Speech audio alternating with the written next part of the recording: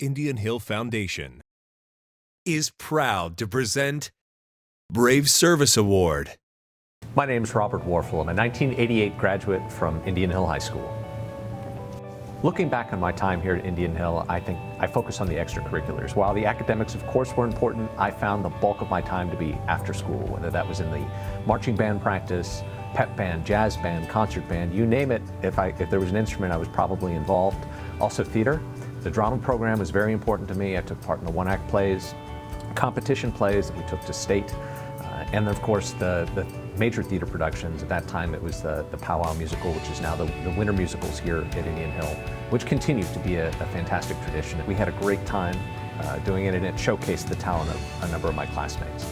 And of course, the influence of Steve Strider, Joe Gaudio, and the music program. Hank Henley at the time was the choral director. It was clear for them it was a calling and it was a passion, and both in the classwork and then as individuals really showed through. My parents had set a wonderful example growing up. They were involved in a variety of different programs, outdoor education at the Cincinnati Nature Center, or through scouting with my father. One of the other formative experiences for me my senior year was I was searching for scholarship opportunities, and one I found was the American Legion Oratorical Contest. And this was something, of course, I went to the administration, to the counselors, like, nobody's done this. We're not quite sure what this is, but you're welcome to try. Engaged and was successful with it. Went all the way through, won the state of Ohio, but really the impact for this, what it opened for me was an opportunity to meet veterans. I had an opportunity to cross paths with World War II, Korea, and Vietnam veterans who were continuing to serve in the communities, continuing to volunteer. They were interested in me as a young person in my development, and it really opened my eyes to what true service was about. And I think those experiences with those individuals, I think, highlighted for me the importance of serving your community, serving your country. The importance of the community here at Indian Hill is absolutely essential. The experiential learning that we have, and I see the experientships, the new opportunities that are being fostered for our students here to have mentorships, to connect with people in professions, that's invaluable. It aided me. I had a chance to sit down and talk with the corporate security director of Procter & Gamble when I was a high school student. He had been a former FBI agent. And so that planted the seed early on for me that, hey, that might be a pretty interesting career. And then, of course, when I was in law school, I knew I wanted to do something in public service. An FBI agent came through and gave a recruiting pitch while I was there as a second-year student. So I earned my degree, passed the bar, practiced for a few years here in Cincinnati before that opportunity opened, and the rest was history. That was 23 years before I returned and transitioned into my current career as the Director of Public Safety at Xavier University. My training in Quantico lasted 6.5 months, was assigned to the Chicago field office where I spent the next 18 months still as an agent in training, and then shortly thereafter in 2001, the events of September 11th really impacted our entire community and my professional life.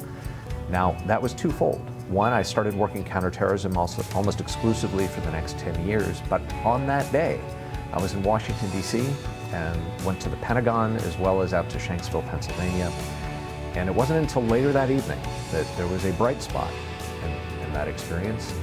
My wife finally connected with me and let me know that we were going to be parents. For me, it added even more import and purpose for service and for the mission. The special agent career was very challenging, but my wife Ariana, who is also a 1987 graduate of Indian Hill High School, has been an incredible partner through this experience. I would not have been able to accomplish any of what I've done in the service and then also in the volunteering without her support. And we have three children, all of whom have attended Indian Hill High School. And the opportunity to get back here to Cincinnati and finish out my career professionally was something that I never would have imagined.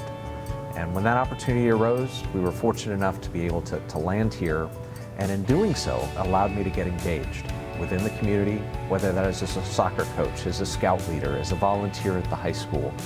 This was something that both Ariana and I truly embraced and think is incredibly valuable. Everyone's Indian Hill School experience is unique. As long as we're continuing to foster curiosity, opportunity, and above all, hope for the next generation of students, we're succeeding. And this is what we really should be striving to do as a community, as alumni, and as a village to support these incredible public schools. To truly support the future generations of Indian Hill students takes many forms, whether that be time, mentoring, financial. You can choose whatever works best in the situation for you and your family, but I think we all have a responsibility.